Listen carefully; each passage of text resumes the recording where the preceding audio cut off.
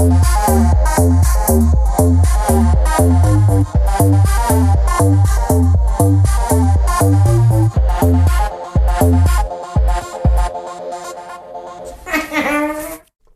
I start it?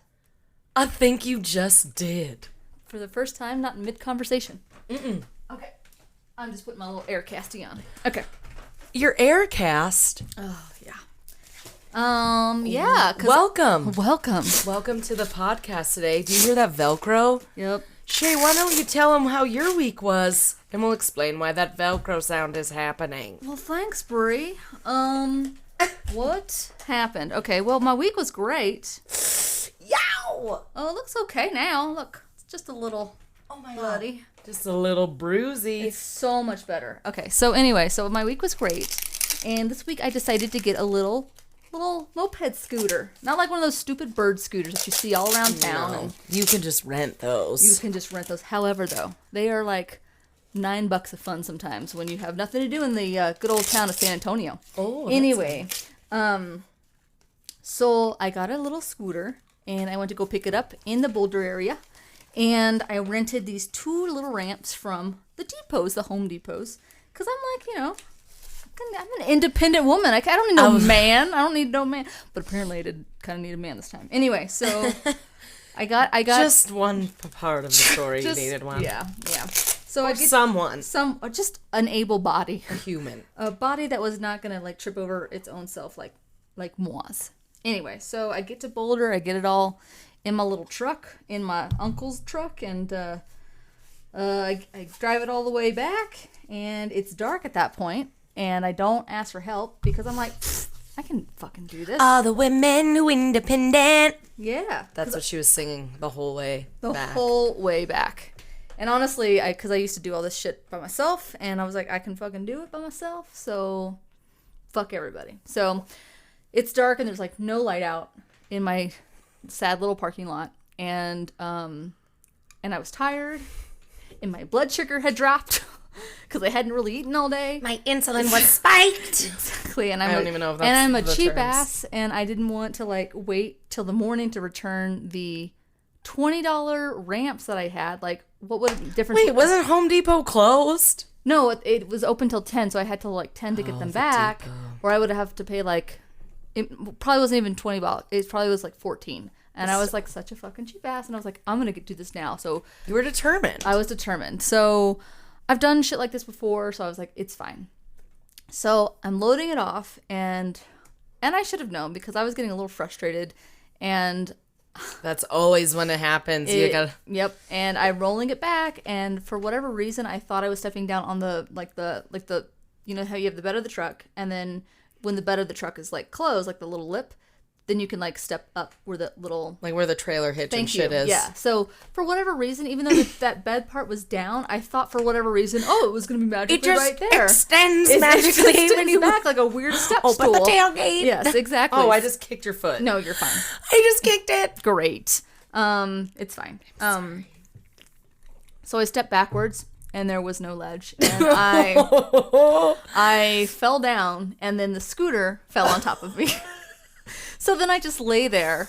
Meanwhile, Shay's just in the dark with a scooter on her, and I was just paralyzed with just like my pride was mostly wounded because I didn't hear anything, and I didn't hear anything crack. Like the scooter didn't hurt anything on my body. But I knew my ankle like went completely underneath me, and but I was like, that's it. 2 weeks.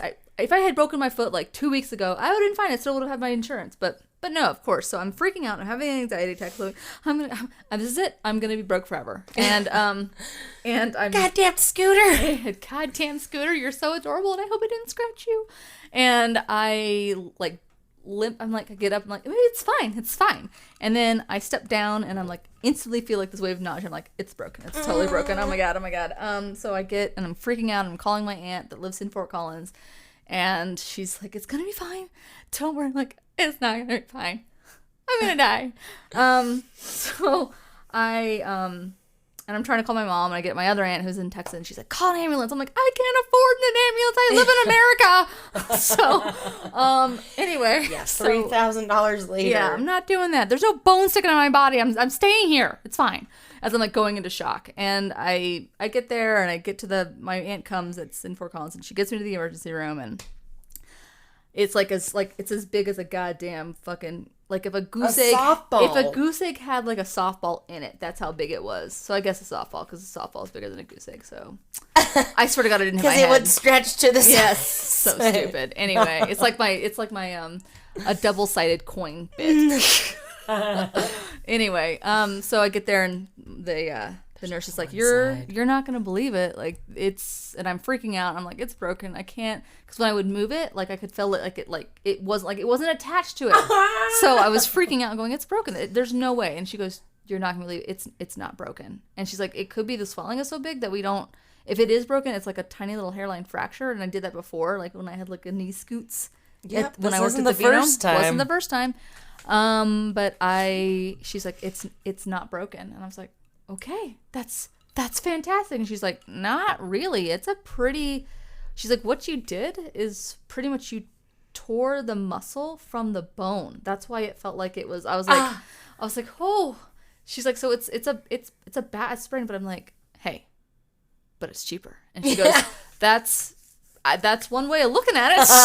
I'm like, honey, with no insurance, that's the only way I'm looking at this. Yeah, okay? Seriously. So just give me all I want to know. Give me my non-existent bill that I'm going to not pay for a minute, and whatever. I'm just going to go now. So anyway, here I am. And then I started up my scooter today. I didn't ride it, but like, it works just fine. There was not a scratch on it. So. I'll ride it for you. Make sure she's... There you go. I'll just fall. Oh my God.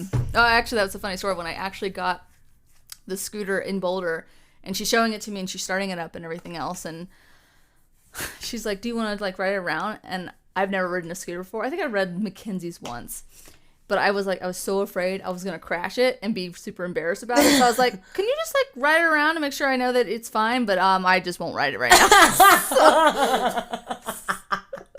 Because I was like, I'm gonna wreck it, and then you're gonna be like, it's probably good that you didn't, because you might. Yeah, I would have. It would have not been good. But anyway, we'll do some lessons. Mm-hmm. Actually, I might not be the best person. It's fine. Well, I'll fly Mackenzie out. Okay, Mackenzie, bring Booter the scooter. Yeah, meet his little sister Jerry, because she's a little redhead. Jerry the Spice Girl. Jerry the Spice Girl. She's cute. She's a scoot. Yeah, a cute scoot. She's a cute scoot. But anyway, so yeah, that's been my weekend, as I've been held up at. It's been a treasure, but it doesn't look as bad as it did. Trust me, like the whole thing was pretty swollen up. You sent me a pic. Maybe we'll post it on our Instagram. We'll post that so everyone can vomit. That'll be great. Can look at Shay's leg. It'll be great. Yeah, it'll be good. But anyway, so that was my weekend. But something exciting happened to you this week that I moved. You moved. Yeah, it was like a whirlwind. Like. But do you love it? I do already. We had our first night in our new little duplex that we got. Nice. And we used to live in Windsor, which is like a 30-minute drive to get into Fort Collins. And now we live in Fort Collins, literally next to Whole Foods, next to a Dairy Queen, next to parks and trails. And me and Leroy my dog, took a nice... They know who Leroy is. Like a 2-mile... Oh, yeah, they do. We took like a 2-mile walk this morning, and I can't wait to explore more. We found some cool little spots, and it's like right by the Spring Creek Trail. Awesome. And it's just, I mean, obviously it's going to be closer to everything because I'm used to living in Windsor, but right. It's literally in such a great location, and it's like, it took me like fucking 10 minutes to get to your house today. I know. Usually it takes like a Oregon Trail sized amount of time. I have to ration my food. I have to shoot a few buffalo for... Take some antibiotics for that dysentery you get. Yeah. Yes. Mm-hmm.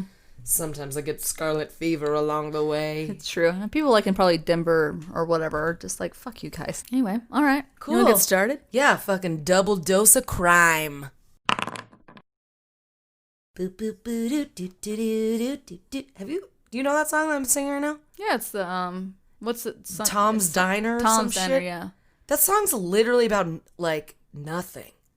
Isn't that a lot of... No, that's true. It's literally a song about this nothing? girl who's just in a diner, and I think midnight? it's just about this girl that like sees this other lady outside the window, and then she like is fascinated by this woman, and that's literally all the song's about. But it's really about nothing. And it's But I like the she's beat. talking to the waiter, and the waiter says hello, yeah, and I'm going to put the milk into my coffee. It's so weird. Actually, I decided I want to do it at karaoke one day. You should. I know. You and Marcus should do a duet. Do. Marcus is my neighbor now. Is he really? Yeah, he lives down the fucking cross college from Holy me. shit, that's kind of cool. It's funny. Wait, the same place? Karaoke. Yeah. Oh, okay. I guess you're right there. Yeah. Anyway. Crime? Crime. Let's do crime. Sorry. I was trying to do an intro song and then I got sidetracked. That's just, Always. That's my life. Yeah. But anyway, that's also why I felt like 30, because I have to ask for help now. Like We a do have little to acknowledge. elderly woman. That is something I've learned being older. But that's Because in my actually- 20s, I was like, fuck you. I'm doing everything my fucking self. Yeah, 'Cause I it really has nothing to do that I can't do it. It's just that I shouldn't have done it that way in my 20s. I should just learn to ask for help. Anyway, we will talk about crime now. We're learning. We're learning all together. It's a crime to not learn. Full circle. Okay, am I first? What week is this? Like how? Yes, you're first. It's week 21. It's a little different, I guess, since this we're our both doing the 20 same thing. 22nd? 22. 22. Baby boo. Okay, crime. Crime. I'm going to start this off with a little song, too. Are you ready? Oh, here we go. Lizzie Borden took an axe, gave her father 40 whacks. When she saw what she had done, she gave her mother 41. Is it Lizzie Borden? We're talking about Lizzie Borden today, guys. Perfect. A little nostalgic, because that song, that little ditty that we learned when we were little, I think my mom taught it to me. I don't know why. I never learned that song. You didn't? I mean, I was just singing the other really awesome one, Ring Around the Rosie, which is fucked up. so fucked up as well, but it's fine. I was hoping you would think that's the song I was going to sing. But Ring Around the Rosie? Yeah, but No. I don't know. How would I have known that? I don't know. Okay. Forget it. Forget it. Okay. So we're talking about Lizzie Borden, which, I mean, by the song, you think you know the whole story, but you fucking don't. And I thought I did. I was like, she fucking murdered her family with axes? Sweet. Right? Did you watch the one with Chloe? Is it Chloe Chauvelin? I don't even know her last name. There was one with Christina Ricci, apparently. I didn't see that one. I saw the one with it was with the Bewitched actress, the one who's played Samantha Stevens like back in the 70s. I saw her in that one, but I'm sure it wasn't completely truthful or whatever. It might have been though. I don't know. Guess you'll find out. We'll find out. But no, the one it was a recent one with God. Who was the actress? She was in. Did you ever watch Big Love? Damn. Did you ever watch American Horror Story? Okay, well then never mind. Doesn't matter. I saw. I also haven't watched Game of Thrones. We're Don't not gonna talk. murder Well, you know me. what? I'm still mad about the last season, so it's fine. We don't have to talk about it. Did you send me a Game of Thrones GIF today? No. Oh, that okay. was Lieutenant Dan. Stupid. It was because she talked to me about how we can't really will get to see. murder, I swear to God. But like she was telling me how I was a gimp, and then I sent the gif of like when he's sitting in the New Year's bar and it's like throwing confetti and he just looks sad. So I legit was like, is this from Game of Thrones? I don't get it. I didn't see his face. like the confetti where they threw all the confetti around in the Game of Thrones. Yeah, it was like maybe there's a big times. party and with the dragons, the dragon slayers. The Dragon Slayers. There's no dragons. I think it's Jon Snow. I think that's who I thought it was. See the one with the beard and is always mad. Says winter's coming. He's not always mad. He always just looks like he's depressed or has to poop. I don't even know. Yeah. Anyway, Okay, Lizzie Borden Lizzie Borden. may have taken an axe. Mm-hmm. Okay, so first of all, Lizzie Borden. Mm-hmm. She was an American woman, and she was the main suspect in the August 4th, 1892 axe murders of her father and stepmother. Okay. Not her actual mother. Right. In Fall River, Massachusetts. And as a result of the crime's sensational nature, especially for that time, I like these old ass crimes because they're like, what the fuck's going on around here? They're like, we're gonna like measure your nose, and we're like, you're the suspect. Like with all of their. I mean, your nose is long enough to maybe have been the culprit. Yeah, so it attracted a lot of national attention. Borden was actually she was tried for the murders, but she was acquitted of the murders, which I never knew. Based on the song, you're like, yep, that's right. She had to have gotten like convicted, right? It was fucked up. Mm-hmm. She didn't. She got away with murder. And even though the crimes occurred 127 years ago, speculation about the crime still continue. Yeah, that's why there's movies about it. And I'll tell you about that one unless you cover it. You might cover it. So anyway, go on. So Lizzie Borden was born on July 19th, 1860 in Fall River, Massachusetts, to Sarah Anthony Morse and Andrew Jackson Borden. Some white bread names right there. Lizzie Borden's mother died, and 3 years after the death of her mom, her dad married a woman named Abby Gray. And that was the stepmother that got murdered. She got iced. Lizzie stated that she called her stepmother Mrs. Borden. She didn't call her anything else. Okay. She also never gave a straight answer to prosecutors to whether they had a cordial relationship. And she also believed that her stepmother married her dad for his wealth. Oh, she was like, she is a little fucking home wrecking. Well, not really home wrecking. Gold digger. She's a gold digger. So let's get right into this murder, okay? Perfect. This crime. So August 4th, 1892, Andrew and Abby Borden were found hacked to death in their home. So here's the setting of like a little bit of the day before, and then because I'm going to tell you the story, and then you guys are, because I honestly like don't know after like reading all the details. I'm like, did she fucking do it? She probably did it, but maybe she fucking didn't. I feel like sometimes after like I watch like a movie or something like that, and I'm just like, yeah, she totally fucking did it. But then I'm like, did she do it?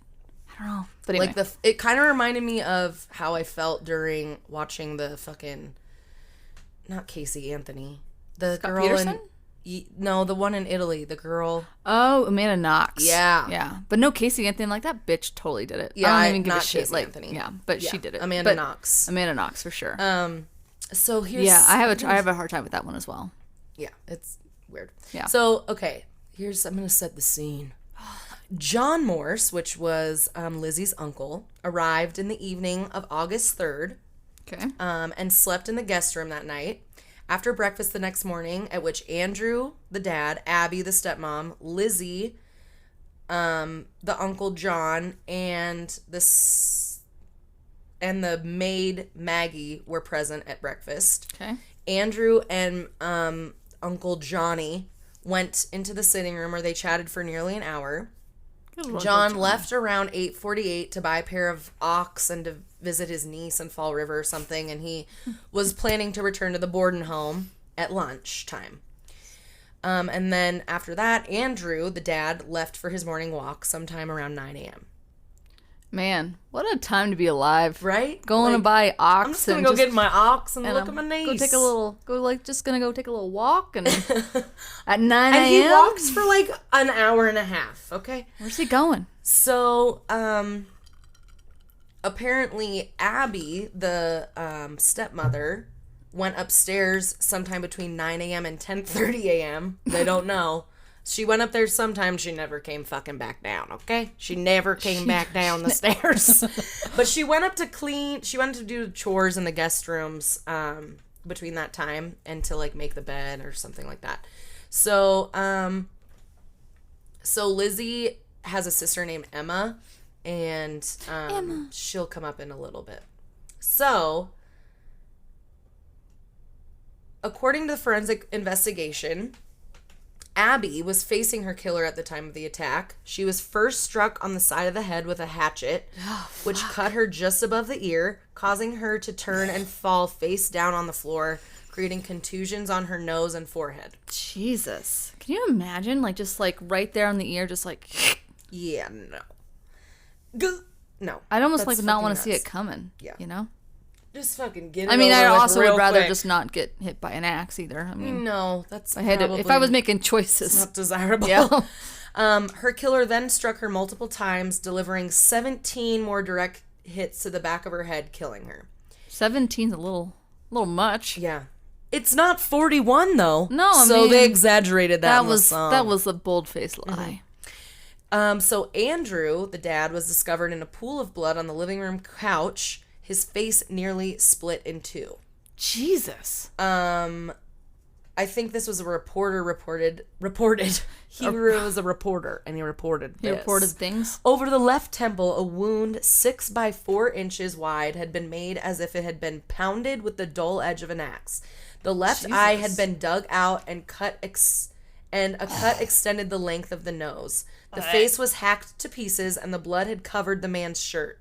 Despite the gore, the room was in order, and there were no signs of a scuffle of any kind. So he was taking a nap? Yeah, he like got home from his walk, and they think he was just went like, to take I a am nap, pooped. and then someone just fucked him up. Jesus. Well, I guess that's probably the way to do it, though. Is like, he probably didn't see it coming. He probably didn't feel jack shit. Yeah. Hopefully, that sounds awful, but obviously, like Maggie, the maid was at home, but she obviously she didn't hear anyone. That's something that I thought was a little weird, but she testifies some weird shit too. So I think that's what the whole thing was like. How did nobody hear her? Like, if somebody saw somebody coming at you with an axe, wouldn't you audibly scream? Yeah. Not just like inside your heart. But anyway. So Abby was upstairs, like I said, and it was determined that she was killed first. So the initial speculation as to the identity of the murderer centered around a Portuguese laborer who'd visited the Borden home earlier in the morning and asked for wages that were due to him. And then I guess they said that Andrew told him that he had no money and to call later. And the story added that medical evidence suggested that Abby Borden was killed by a tall man who struck the woman from behind. So they did think she got struck from behind, but they thought it was by a tall man. So, I don't know. A tall man in a bowler hat with a mustache. Yes. Very curly at the end. Mm-hmm, and a spectacle. It's a cartoon villain. So then the suspicion soon fell on one of the Borden's two daughters, Lizzie, who was aged 32 at the time and single, and she lived with her father and stepmother. She was probably going mad with hysteria because she was single and 32. She was. Spinster. Hashtag 30-ish, right? Dude. She was living younger than me. Don't kill anyone with an axe, guys. We're gonna make it through. It's true. I mean, honestly, us and our mad ovaries. Yes. Just drying up. Rotten eggs do weird things to a woman's brain. So, Lizzie was the only other person in the house besides their maid, Bridget Sullivan, who was home when the bodies were found. So then, promptly, Lizzie Borden was arrested and charged with a double homicide. Mm-hmm. So police came to the conclusion that the murders must have been committed by someone within the Borden home, obviously, because... Right. And they were puzzled by a lack of blood anywhere except on the bodies of the victims, and their inability to uncover any obvious murder weapon. They did talk about finding an axe in the basement, but it was like the head was broken off and the handle was somewhere else, and so there was like a couple of them. Yeah.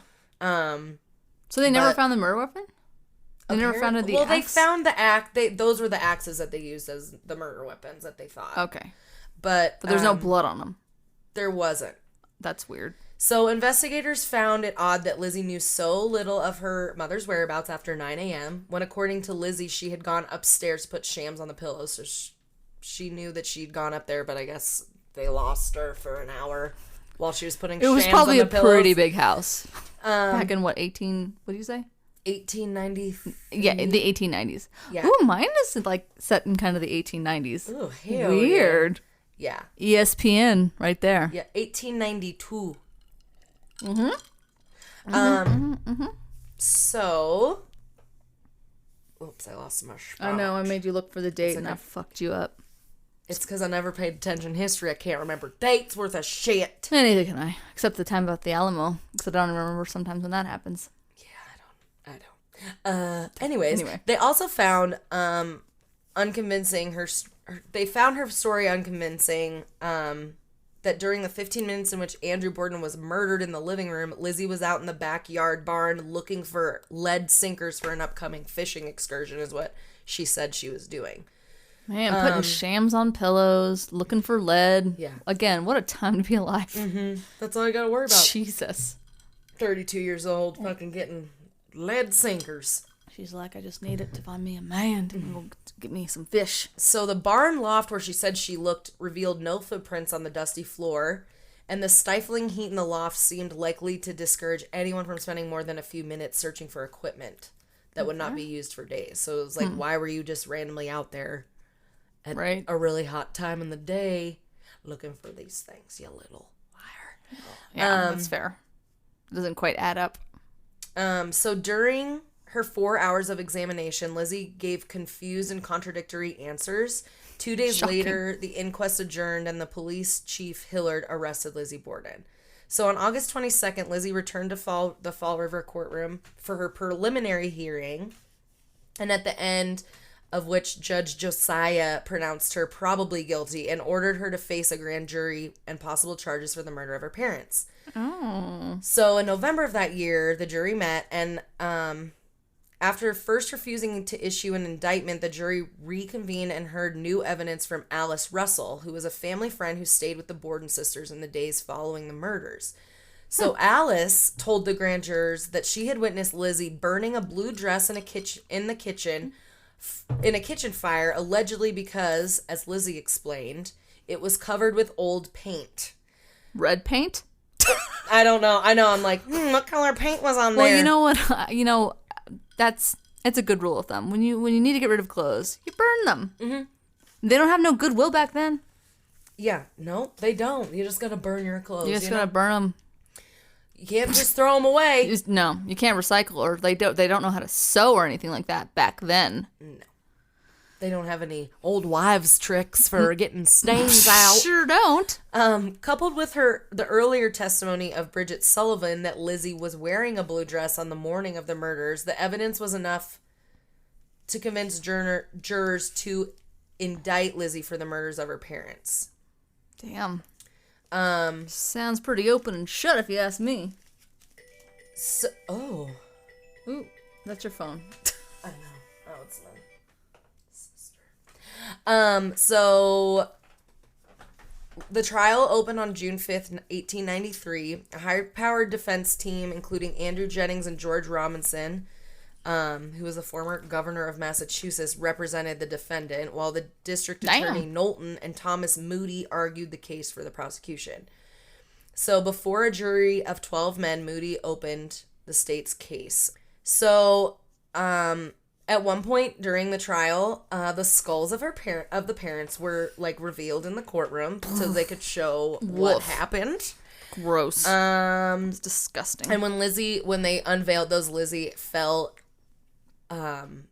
after fainting, and she fainted for like 7 minutes. Was like on the floor, like passed out for a little bit? Did she do like the whole hand? And she probably did. It was probably fake. Yeah, totally. Liar. She's like, "Where's my fainting couch?" And then she just faints on there. She's like, "Oh, that's nice." Yeah. So again, Bridget Sullivan testified that Lizzie was the only person she saw in the home at the time her parents were murdered. And though she provided some consolation to the defense when she said that she had not witnessed, during her 2 years of service to the family, signs of a rumored ugly relationship between Lizzie and her stepmother, she denied. She said everything was very pleasant. She said Lizzie and her mother always spoke to each other. Other prosecution witnesses disputed that assertion that all was fine between Lizzie and her stepmother. For example, a woman named Hannah Gifford, who made a garment for Lizzie a few months before the murders, described a conversation in which Lizzie called her stepmother a mean, good-for-nothing thing, and said, "I don't have much to do with her. I stay in my room most of the time." So there were multiple people that were saying like they did not like each other, and even the sister testified like, yeah, we didn't have the greatest relationship with her, but Lizzie like loved her father, right? So maybe she had to sacrifice her dad just to throw him off the trail. I know, right? I don't know. So Sullivan also testified that Andrew and Abby Borden experienced stomach pains on the day before the murder, and told jurors that a presumed time At the presumed time of Abby's murder, Lizzie claimed she was washing outside windows. Sullivan did testify that she opened the door for Andrew Borden after he returned home from his walkabout town, and then described hearing Lizzie's cry for help a few minutes after 11 o'clock. So Lizzie was the one that found, quote unquote, her dad. Okay. Mm-hmm. After she killed him. Okay. And there's also, the maid also said that she heard, like, laughter coming from upstairs. I don't know if that's true, because I don't know how that would have happened. Like, after the mother would have been already dead or something, that she heard Lizzie laughing upstairs or something weird. Oh. Anyway. Interesting. Maybe the maid was just like... I feel like maybe the maid fucking did it. Maybe. Maybe not. For garnished wages. Anyway, probably not. Lizzie sounds like a liar. Yeah, she sounds kind of like a manipulative shrew. So most of the officers who interviewed Borden reported that they disliked her attitude. Some said she was too calm and poised. Despite her attitude and changing alibis, nobody bothered to check her for blood stains. Police did search her room, but it was a cursory inspection. What does that mean? I don't know. I think it was cut short for sure because Lizzie said she wasn't feeling well. Hey. So there's some evidence in here, so my tummy kind of hurts. Can you get out of here? I have to burn my dress. Can you leave me alone? So Dr. Seabury Bowen, who is Lizzie's doctor, recounted Lizzie's story about looking for lead sinkers in the barn and her contention that her father's troubles with his tenants probably had something to do with the murders. And on cross-examination, Seabury agreed with the defense's suggestion that the morphine he prescribed for Lizzie might account for some of the confused and contradictory testimony she gave at the inquest following the murder. So she had been prescribed morphine for some shit she was going through, like, earlier that week or something. So they were, like, trying to say that that's why... Because she kept changing her story. Like, wait. Well, she would also, like... So she would say that she was, I was, like... washing the windows, and then I was getting lead sinkers. So they're saying the morphine was because it was causing her, like, delirium, confusion and shit. Yeah. Gotcha. Morphine doesn't cause delirium for me. It just knocks me the fuck out. But morphine might have been a lot different in the 1890s. I don't know. I don't know. Who knows what it was like? Who knows? He's like, here's this cocaine. It's fine. So John Fleet, the assistant marshal of Fall River, recalled his interview with Lizzie shortly after the murders, and he was he kept saying, like, talking about Abby like it was her mother, and Lizzie was like, she was not my mother, sir. She was my stepmother. My mother died when I was a child. So she, like, made sure she corrected him, like, she made sure that was not my fucking mom. She wasn't like the little bird in Dr. Seuss's book. Suspicious. Are you my mother? So Russell described, this was the Alice, the friend. Russell also described a visit from Lizzie the night before the murders, in which Lizzie announced that she would soon be going on a vacation and felt that something is hanging over me. I cannot tell what it is. Then, according to Russell, after describing her parents' severe stomach sickness, which she attributed to bad baker's bread. That yeast it can be testy. It can be testy. It was the raw milk, sir. It was the horrible. Listeria and the milk. It made their face explode. Lizzie revealed that she's like, I feel afraid something is going to happen to my family. Oh, okay. She also told by my Russell, own hand. Yeah, she wanted to go to sleep with one eye half open, for fear somebody might burn the house down or hurt her father because he was so discourteous to people. Okay. So I don't know. Anyways, so that was like the day before the murders. His questioning. So, either she's a psychic or like the worst, person trying to.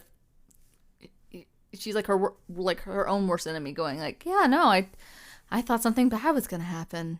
Yeah, Wink. I knew it. Yeah. Yeah. It's like I knew. It's like I knew because I was gonna do it. So on cross-examination, defense attorney George Robinson attempted through his questions to suggest that a guilty person seeking to destroy incriminating evidence would be unlikely to do it in so open of a fashion as Lizzie allegedly did. So that was to like, well, she was burning her dress and she told you guys that, so like she wouldn't, if she was guilty, she wouldn't have done it. like she would have hid herself burning that dress if she was trying to incriminate any evidence. Or she was ballsy as fuck, and she was just like, whatever. Yeah. It's like, I'm burning the dress. I mean, doesn't everyone burn their dresses? Exactly, and the jury was hoping... It's just a typical Sunday afternoon, okay? I'm going to burn my dress. Afterwards, I'm going to, like, murder 4 kittens. That's what we do. That's what we country ladies do. Like, what the fuck? Exactly. What else am I supposed to do? Right? I'm 32. I've got all the time in the world. I don't have a man. So also another story that Lizzie said was that she received a message on the morning of the murders summoning her to visit a sick friend. Okay. So it was like, this was another story that she said happened. So she was just all over the place. Yeah. Or I think the message was for her mom to visit a sick friend. So she was like, I didn't know where she went. That was like, so that's why I didn't look for my mom or whatever. Her stepmom or something like that. And then, despite a thorough search of the Borden home, the alleged note was never found. Russell, the friend, said she sarcastically suggested to Lizzie that her mother might have burned the note. And Lizzie, according to Russell, replied, yeah, she must have. Yeah, that's what everybody did back in the 1890s. They just burn everything. Yeah. They don't believe it. Yeah. So Alice Russell was like, you're a fucking liar. She probably burned the fucking dress and the note, too. That's how we disposed of our food, too. We just burn the leftovers. Like, what the fuck? Okay. Yeah, sure. And, again, it's almost impressive at this point with everything you told me that she got off. But yeah, dude, go ahead. Right? Keep going. So the defense presented only a handful of witnesses. Charles Gifford and Uriah Kirby reported seeing a strange man near the Borden house around 11 o'clock on the night before the murders. Dr. Benjamin Handfee testified that he saw a pale-faced young man on a sidewalk near 92nd Street around 10:30 a.m. on August 4th. There was a man in the street, so that could have been him. He was tall, and he wore a coat, and he was a man. So a plumber and a gas fitter testified that in the day or two before the murders, they had been in the Borden's barn loft, casting doubt on police assertions that Lizzie's alibi was suspect because dust in the loft appeared undisturbed. Okay. Following Jennings, Governor Robinson, in his closing speech for the defense, insisted that the crime must have been committed by a maniac or a devil, not by someone with the respectable background of his client. Always fucking Ted Bundy, fucking all of them. Fucking, this is like O.J. Simpson trial of 1892. It's true. Jesus. He said the state had failed to meet its burden of proving guilt beyond a reasonable doubt, and that it was physically impossible for Lizzie, without the help of a Confederate, to have committed the crime within the timeline suggested by the prosecution. So, because she was a lady, they're like, there's no way she could have done it. So with that her really lady parts and her little lady brain, there's no way she could have just figured this out. There's no way she could have. And she's single. Hacked someone 30 times each to kill them. And again, and she's single. Like, she's just not built correctly. There's no way that she could have done this. And she has money. Doesn't make any sense. Again, what a time to be alive. Jesus. So apparently there was a theory that Lizzie... Apparently it was pretty funny. That Lizzie was killed. She killed her parents while she was naked because there was no blood spots found anywhere. That was the biggest one that I've heard, is that she killed them naked. Yeah. Can you imagine? Maybe that's why her mother didn't scream. I'm sorry, her stepmother didn't scream. Yeah, her stepmother. She was like, what are you doing? Yeah, so I thought that was You can't hold an axe, you're a lady. So yeah, Robinson ridiculed the theory that she had avoided getting blood spots on her clothes by killing her parents while stark naked, and argued that the murders might have well been committed by an intruder who passed out of the house undetected. Summing up for the defense, Jennings argued there is not one particle of direct evidence in this case from beginning to end against Lizzie Borden. There is not a spot of blood. There is not a weapon that they have connected with her in any way, shape, or fashion. So sounds like she was super smart. I did read some places they found that axe that was like disassembled and whatever, but there's a couple different I've heard stories. Some things like that she disassembled it and she like burned the handle but I don't know what happened to the head of it. But also, how could she have done that? Exactly. That's true too. Like, it's just how the timeline doesn't make any sense. But anyway. So she was eventually found not guilty after an hour and a half of deliberation. That's it? Yeah. Jesus. So papers generally praised the jury's verdict. And it is probably fair to say that however likely it might be that Lizzie did murder her parents, the prosecution did fail to meet its burden of proving guilt beyond a reasonable doubt. I mean, that's true. But it's like... I mean, at the same time, it's like, you know, I will say this, it's amazing, like, maybe even then, like, they were like, well, they just didn't... If the evidence wasn't there, the jury was doing its job, and it was like, it didn't, like, I mean, they could have, like, made it like a witch hunt, and just like, because what if she didn't do it? And then, you know, but... Sounds like she was just too smart for the jury or whatever, and they had sympathy for her, and so, but you know, I'll say that usually they don't end like that. They're like, hey, yeah, you're a lady and you got a vagina, hang her. So, burn her, she's a witch, like their dress that she burned. Everything apparently in the letters, and silly. Anyway, so the state's case rested largely on the argument that it was impossible for anyone else to have committed the crime. Mm-hmm. And for the board and jury, that and a few other suspicious actions on Lizzie's part turned out to not be enough for the conviction. So, like, even with all that, like, who else would have done it? It's either the maid or Lizzie. Yeah. And it's, I mean... It sounds like it was Lizzie. Yeah. She sounds... But, like, why would she want to kill her daddy? To her, I don't know, just to... Maybe she was crazy. She was crazy. She was crazy and wanted to throw them off the trail. You know what I mean? Yeah. So he was the sacrificial lamb. Yes. So...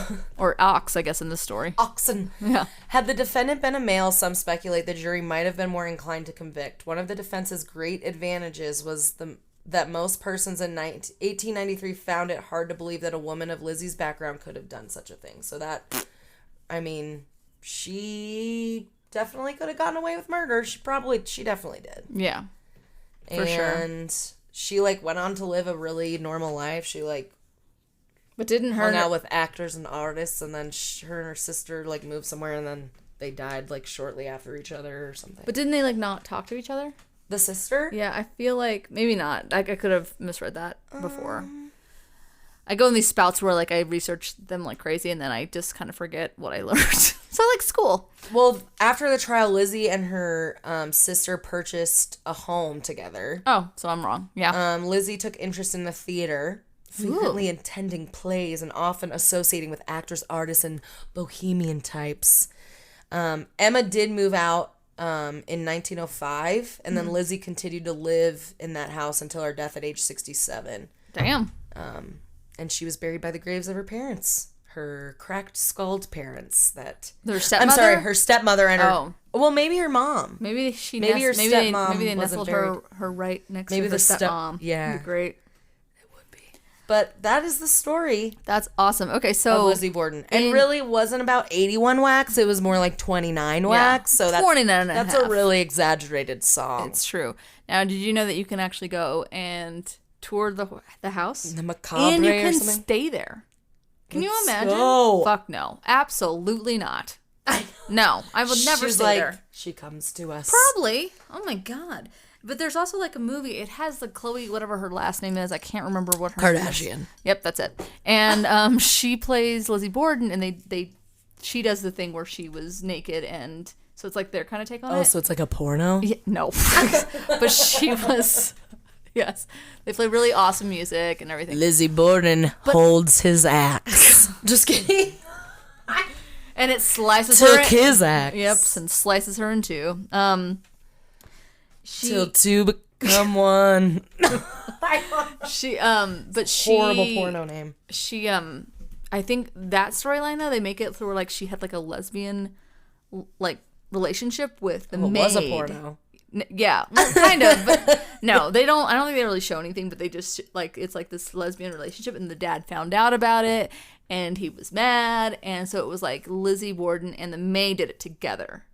Oh, but then they didn't talk to each other because I think the maid felt guilty or whatever. But it depicts that Lizzie Borden was the mastermind, but the maid also had a part in it. But yeah, but that she ran around naked and everything else, and killed her dad, and because their dad like got mad because he caught her. But so I don't know how much of that is. It's a movie, so it's probably not true. But it was an interesting take on it. Like, well, what if it was something like that where it wasn't just one person that did it? What if they both did it? What if they both had a hand in it? You never know. So But was then an why interesting was spin. Homegirl like being like, this is all the shit she said. She was upstairs. I want to watch. Because it kind of showed like that she turned on her and everything else, and it was an interesting take, and it was actually a pretty good movie. But it made you think like, well, was it? I mean, was it like you know, was it just Lizzie Borden, or did she have an accomplice? Did the maid do it? But then they ended up not talking to each other ever again. So I don't know. It was an interesting take. I don't think it's factual, but yeah, who knows? It was an interesting take. So yeah, this was interesting. I didn't really go farther into this, but yeah, because I have to edit this today and release it today. So Andrew apparently returned at 10:30 in the morning. His key failed to open the door, so he knocked for attention. Sullivan, the maid, went to unlock the door, finding it jammed. She uttered an expletive.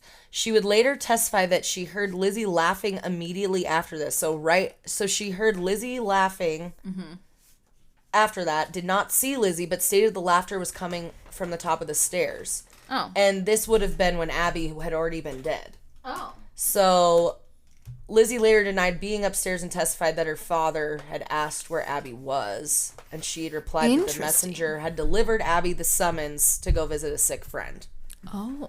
So that was that little story side bit. So it's all fucking weird. So it's like... It is weird. I don't know. It's... Lizzie probably fucking killed her stepmom and her dad. But it's an interesting story. It is. That's pretty awesome. And now I know the story behind the song. Yeah, even though the very incorrect song, but that's okay. Did you ever watch Smart Guy? Smart Guy. Smart Guy. Doo-doo. It was on Disney. No, I thought that was like called Smart House or something like that. Oh, Smart House. Yeah. That's a real good movie, but no. There's Smart Guy with like Taj Mowry, Tia and Oh, Tamara's little brother. I think I remember seeing it, but I don't remember really. Omar Gooding, Cuba Gooding Jr.'s brother. Really? Yeah. No, I don't remember really watching it, no. Anyways, well, there was an episode where the sister does like a report on Lizzie Borden, and then she like gets all crazy, and then she like freaks her. She like pretends like she just goes crazy because she's doing this report on Lizzie Borden, and she like it's like this whole episode about Lizzie Borden, and I remember watching it when I was little. Nostalgia. A little dark. Hashtag nostalgia. That's a little dark. It was funny.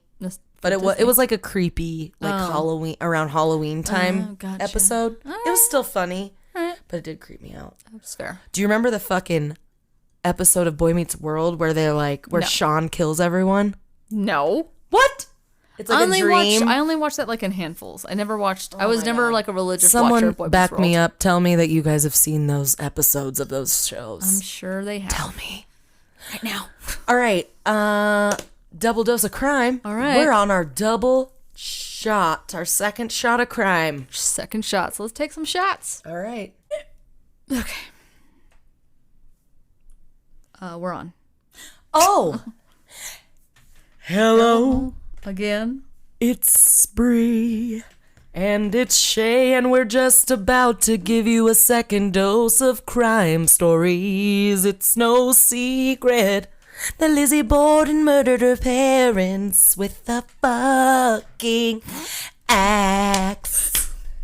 Hello from Shay's room. That's where we're recording this. 'Cause she broke her fucking ankle, yeah. That was really, really good. I freestyled that whole thing. That was so amazing, and you can't remember lyrics. I can't. I can just make them up. It's good though. It's a good little trait. All right, are you ready? Are you ready, Freddie? I don't know. It's a good one. Okay. Okay, I'm ready. All right. This is the story. Actually, it was weirdly The enough. lovely lady. No, he was not Horrible man. He was not a lovely lady. But it was also in like around 1888, 1892. Nice. Weird, kind of. Yeah. So this is. We're always paralleling each other. Also, my crime was like August 4th.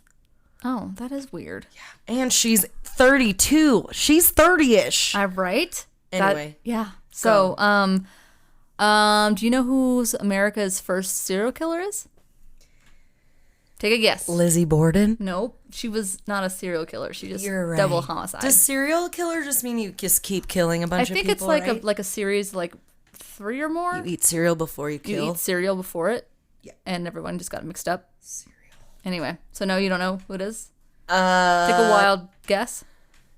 David Copperfield. No, so close. H.H. Holmes. Oh, Ever heard of him? maybe a little. You probably have.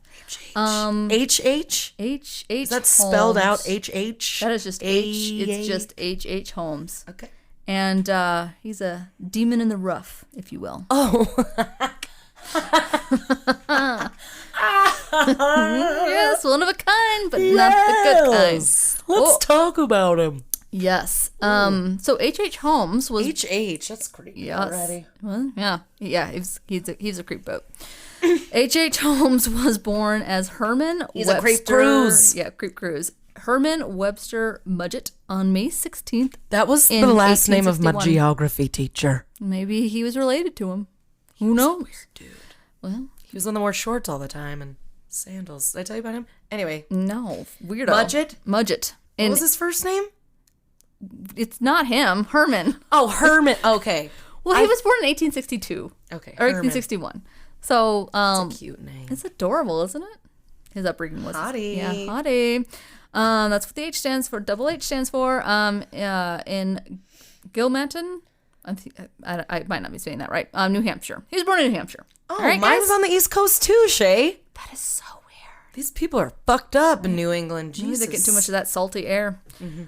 He had a relatively normal upbringing. Like nothing really out of the ordinary. Not enough to like make him a murderer. Anyway. Well, they did name him Herman. I mean, that's fair. But I mean, they asked. Is that neither here nor there? Parents were like super religious. Dad was strict. Blah blah blah blah blah. He was constantly bullied though due to him being like a little Poindexter. He's super smart and everyone bullied him for it. Oh, his name would be Herman. Yeah, he kind of Poor had it coming, unfortunately. Poor Hermie. Maybe that was his little nickname. And there was one incident where he apparently was pulled like into like the office of the town doctor and was forced to confront a skeleton, which apparently it fucked him up, according to an interview he gave.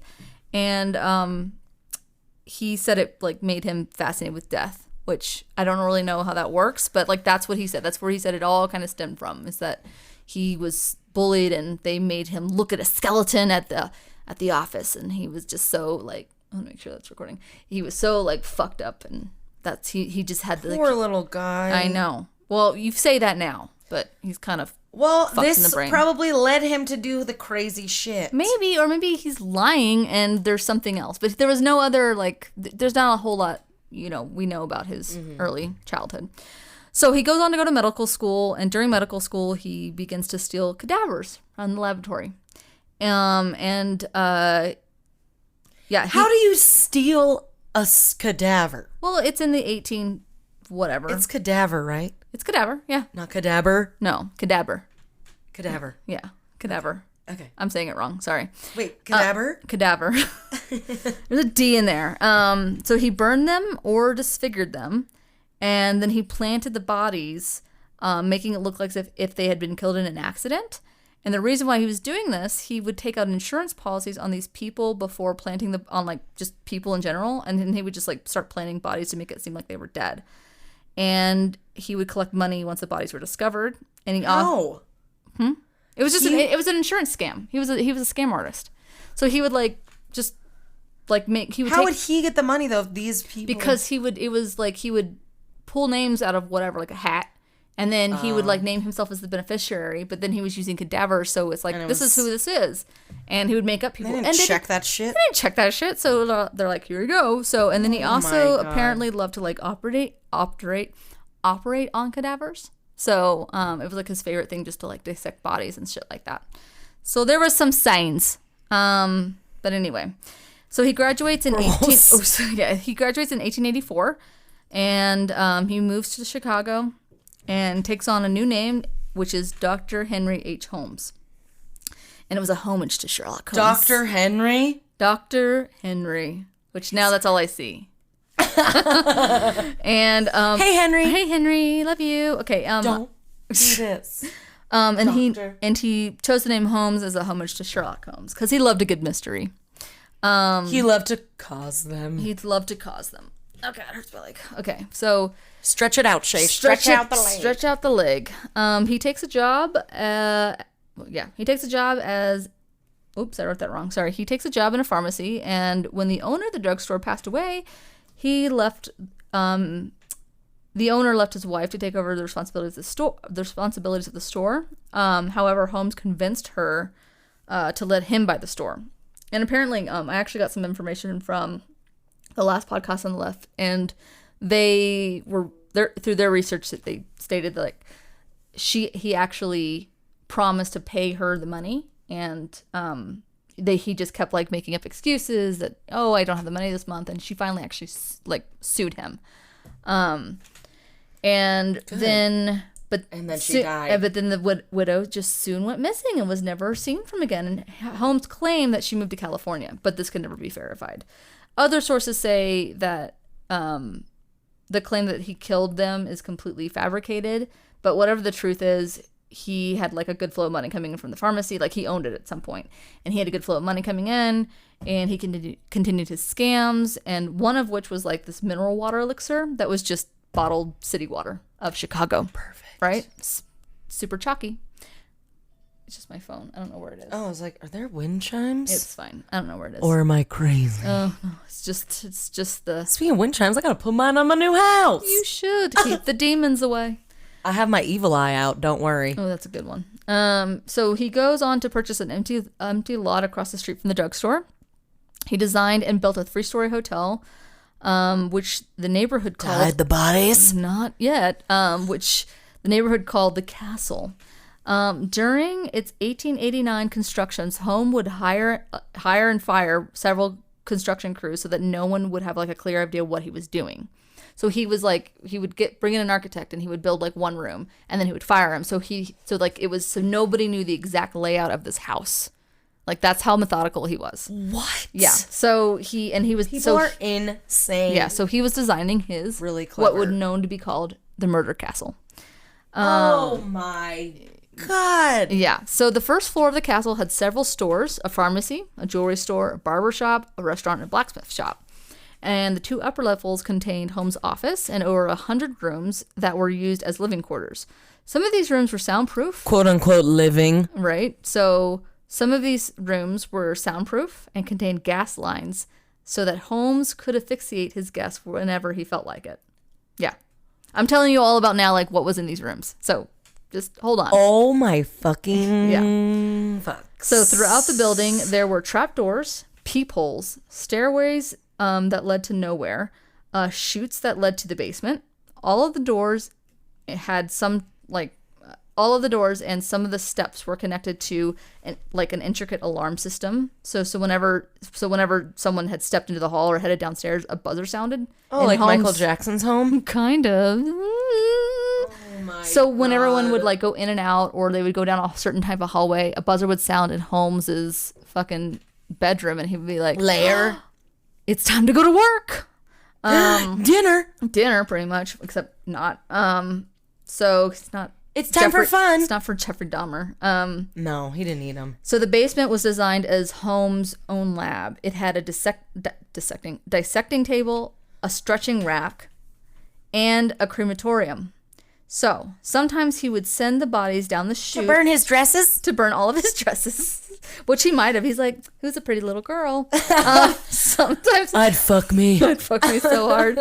Sometimes he would send the bodies down the chute, dissect them, strip them of the flesh, and then sell them as human skeleton models to medical schools.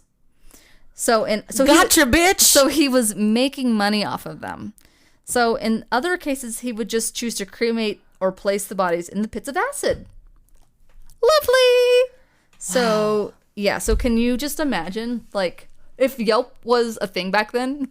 1 star. I'm not doing this. No one ever reviews it because they never come out. It's really weird. However, there were some people that would come and go. No problem. And then if you were if you were insecure though, could you imagine? You'd be like, why didn't he choose me? What's wrong with me? But wait, why didn't I? And that's how I became anorexic. Oh my God. Anyway, so after... It's sad, but people think like that. It's true. So after construction was complete in 1891, Holmes placed ads in newspapers offering jobs like for young women and advertised the castle as a place of lodging. All of Holmes' employees, hotel guests, fiancés, because he had like a slew of them, and wives were required to have life insurance policies, which I'm not quite sure how he did that for his guests. That's weird. Yeah, but yeah. Anyway, so because it was the fucking 1890s, and people true. are like, "Oh, this whatever. I guess this makes sense. It's fine." Holmes paid Nothing's established, so this is fine. Yes, it's true. Holmes paid the premiums as long as they listed him as the beneficiary. Most of his fiancés and wives would suddenly disappear, as did many of his employees and guests. Shocking. In 1893 is when the World Fair came to Chicago, and that's when it is believed a lot of his killings took place. So he would all those extra tourists, right? Well, and a lot of these tourists back in like the 1890s, like they weren't. So this is 1891. So this is around the same time that this happened with Lizzie Borden. So so at that time, like women were starting to travel out by themselves, and they weren't telling their relatives where they were going, much less like let alone like where they were sleeping or whatever. So they were perfect victims because no one had a fucking idea where they were. Oh my god. So it was awful. All the women. It's true. But Ladies' like in a bad night. way. Ladies' night forever. So so he would lure women looking for cheap lodging, and he was a handsome for the time. If you look at a picture like, ugh. But like for the time he was a handsome guy. He looked good for a Herman. Yeah, and he was a doctor, and he pretended like he was very wealthy, so he was like a catch. And if he was going up to like single women, they were like, "Oh fuck yeah, take me to your goddamn castle, please." You have a castle? You have a castle? I'll be your princess. Like, just, I mean, come on. So anyway, so I mean, because like it's not like we had a lot of rights back then, so it's just like, yeah, just shack me up with something, please, so I can just maybe hopefully have like you're a man shred of like you bat my eyes blink, 1,000 blink. times. Yeah. Although some of the patrons although some of the patrons actually stayed the night and left with no issues at all, like I said. So well, he couldn't kill all of them. No, he had to have some people leave. He was like, this is exhausting. So after the fair left town, can't be too suspicious. so yeah, right. So after the fair left town, so did Holmes, and continued his insurance scams. So the reason why he left was pretty much after the fair left. I mean, like the economy dipped, so he was like, I don't have any room. I don't have anyone for killings. So he left, which is like insane that he built that entire fucking murder house and he just upped and left it. So really, he was only in there Is for that like. house still around? Can you tour it? I will tell you that. He better. So I mean, really, he was only there for 2 years, and he just abandoned it after all that construction and everything else. And he was taking out lines of credit, and he wasn't. So he was having to be on the run at some point because he was just not paying, either the contractors or like when he filled it like with like this like beautiful things, and he was just taking out lines of credit, so he wasn't paying that back. So eventually, he did have to run. So he continued his insurance scams with his right-hand man, Benjamin Peitzel, which Peitzel actually knew kind of what he was doing, that he was killing all these people and everything else, and he was kind of helping him. So, and he what great friends. I know, just the best little buddy comedy, right? Frickin' frack. Yeah, shit, it's like a different series of Dumb and Dumber, but anyway, so they are like, see, they end up in Texas, and he is he actually is captured from his latest insurance scam in Texas. So he was so Holmes stole horses from Texas, shipped them to St. Louis, and sold them, like making a fucking fortune. And he eventually was caught doing that, and he was arrested and sent to jail. And while he was in jail, he concocted a new insurance scam with his cellmate, Myron Hedgepath. Something like that. Myron and Herman. It's such, you go from like, your names were like Abby and Andrew and all, and then you get like Myron and Herman. So Holmes said he would take out an insurance policy for $10,000 to fake his own death, and then provide Hedgepath with $500, which I'm not quite sure why Hedgepath thought that was a good deal. But whatever. Sweet! You're gonna get $10,000, right? But I guess $500 back then was whatever. So it was about $5,000. Right. So once Holmes was released from jail on bail, he attempted his plan. However, the insurance company was suspicious and they didn't pay him. So Holmes then decided to attempt a similar plan in Philadelphia, but this time to have Peitzel fake his death. How is he doing this from jail? he was released, and so he attempted to do it, but then like the Phillips like The telegram? Yeah, he was like, how about not? So we're not. No, you're bullshitting us. Okay. So then he just decided like, okay, well then Peitzel will have you do it, his right hand man. So, however, during this scam, Holmes actually killed Peitzel by making him swallow embalming fluid and then lighting him on fire. What is with people lighting people on fire or things on fire?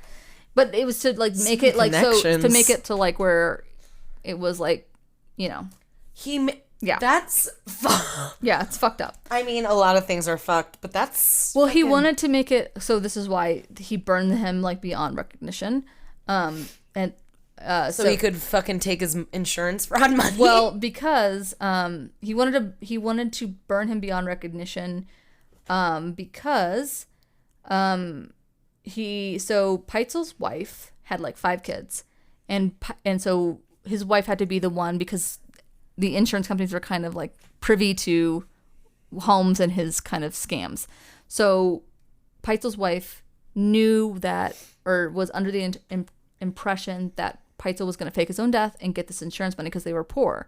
So Peitzel's wife they just assumed that he was still alive and everything else, and she sent the eldest daughter Alice to go with to go with Holmes to identify the body, but she's again under the impression that the Benjamin, the husband, is still alive. So Holmes had to burn him beyond recognition so that they're like, okay, they know what the scheme is. They're like, but okay, so this is so they know that to say like, yes, this is my dad, but it really is their dad, but they don't think that it is because they think he's still alive, right? So anyway, so damn, this guy was fucking. He's fucked up. So tricky. Yeah. So this is where and the mother's name was Carrie. I couldn't remember her name. So was it Abby? Right? Was it Abby? It was Abby. Downton Abbey. And it actually wasn't the eldest daughter, it was the second eldest. And once Alice had confirmed the body was her father's, even though it really was, which is sad, and she didn't think it was, Holmes convinced Carrie to send over 2 more of her 5 children, Howard and Nellie. And it's, because Carrie thought that Peitzel, the dad, was with him. So she's like, oh yeah, no, go with them. But Holmes wanted them so the police would stay off his trail. Holmes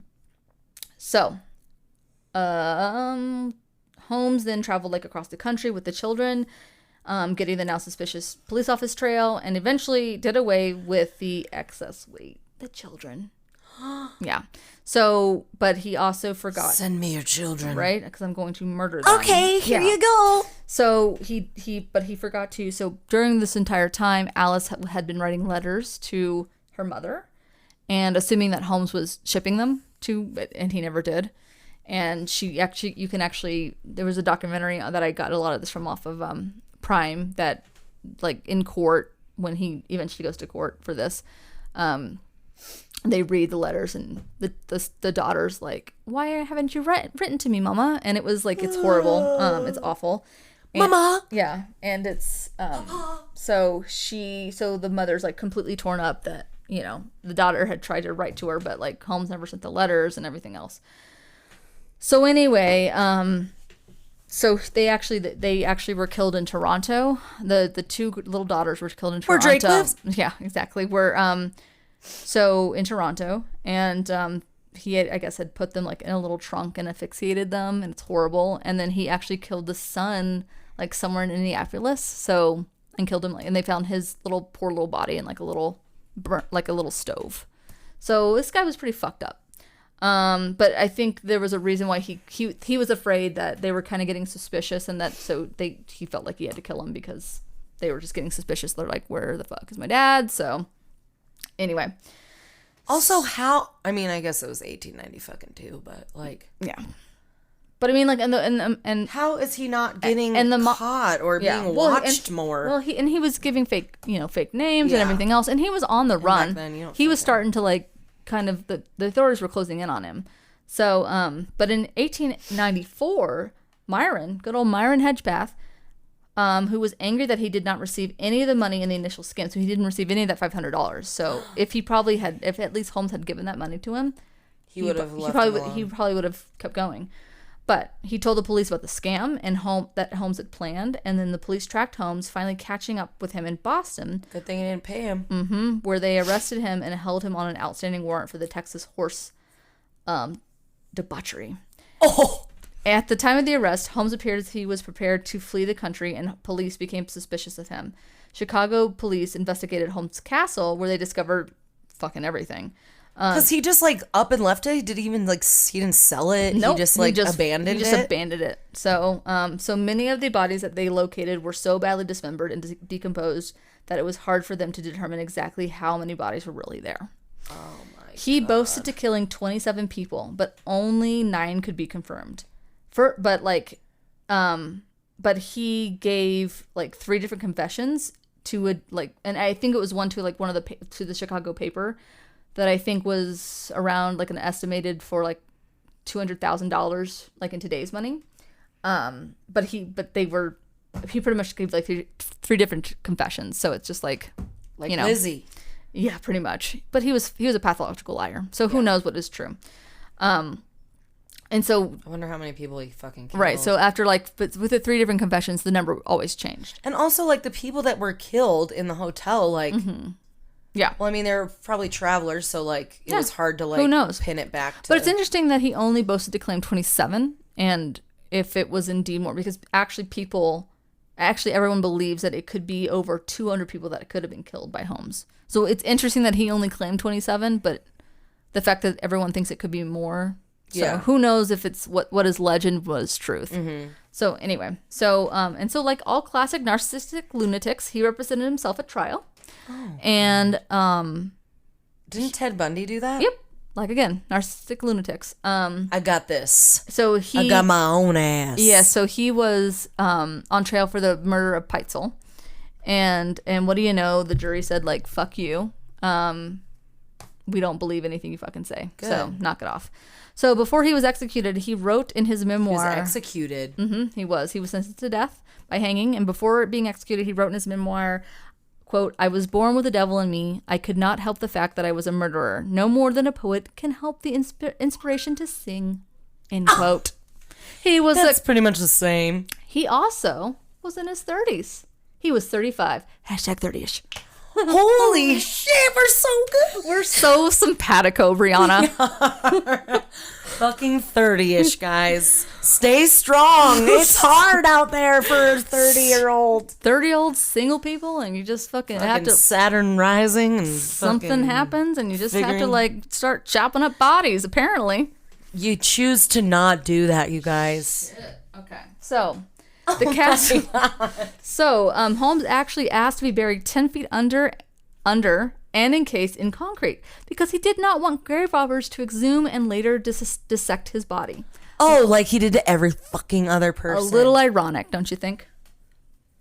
That should be in that song. It should. We should remake that song. We should. To be about murder and crime. Just kidding. That's really creepy. That's super fucking creepy. Oh my god. So the castle. It was a psycho. So the castle was remodeled and a castle was remodeled as an attraction and named the Holmes Horror Castle. However, it burned to the ground shortly before opening. Oh, wow. They're like, yeah, you guys aren't fucking making money off this shit, okay? It's true. Bye-bye. I wouldn't fucking burn. I would not fucking go in there. Again, fire. Ugh. The ultimate. Right? Destroyer. I know. Destroyer. He's I don't know. It's kind of been the theme. We should have been drinking Fireball. Oh, by the way, everybody. We will never drink Fireball. No, because it's disgusting. I regurgitated a shot one time. And I watched somebody else drink it. Anyway. And I did not vomit it. Let me just, it didn't even go down my throat. Like a baby bird, like, bleh, and then they were like, it was in Vegas of all other places. And I'm like, he's like, you gonna drink that? I was like, after like no, 17 sir. shots. We were in Toby Keith's bar, and I'm like, I gotta go home. Toby Keith said that to you? No, Toby Keith's bar. It was Toby Keith. Toby Keith was serving us. He was serving us. It was a really rough time back in the early 2000s for him. He put a boot in our ass, and that was his song, right? I have no idea. We'll put a boot in your ass and land a red, white, and blue. Jesus. Something about the flag. And Something like that. Yeah. So here's some fast facts. Holmes actually married his first wife, Clara, in 1878.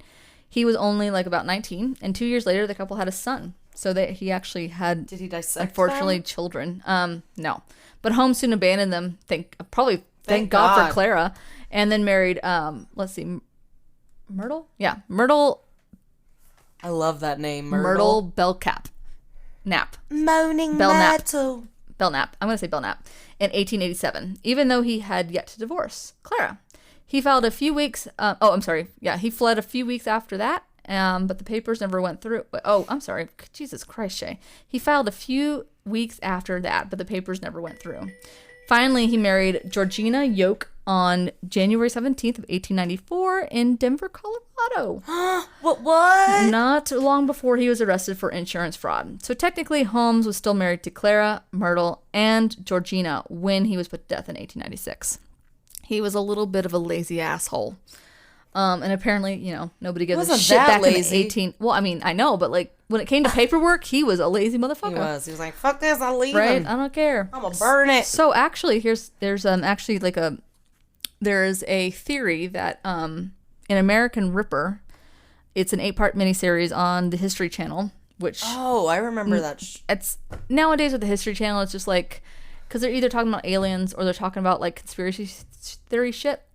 So it's just like... It's like history... Take it with a grain of salt. History Light.